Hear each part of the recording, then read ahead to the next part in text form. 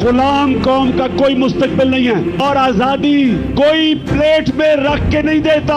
आजादी के लिए लड़ना पड़ता है, जंजीरें गिर नहीं जाती, तोड़नी पड़ती हैं। आजादी कोई देता नहीं, छीननी पड़ती है। मैं अपनी कौम को आज कहता हूं कि आजाद आप कब होंगे? जब एक आम आदमी देहात में उसको ये थाना कचहरी पटवारी इस मुसीबतों से वो निकले, जब इंसाफ होगा तो कब्जा ग्रुप खत्म हो जाएंगे।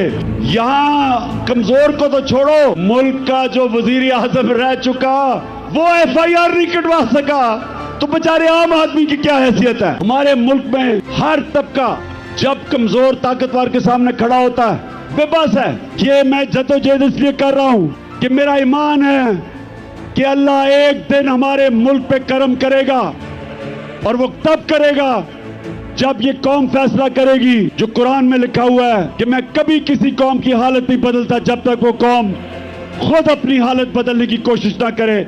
और इंशाल्लाह वो मेरी कौम तैयार है अपनी हालत बदलने के लिए। मैं ये चाहता हूं कि ये मुल्क हकीकी तौर पे आजाद हो ताकि अपने ये मुकाम पे पहुंचे। मैं अपने आखिरी खून के कतरे तक इस मुल्क के लिए लड़ूंगा।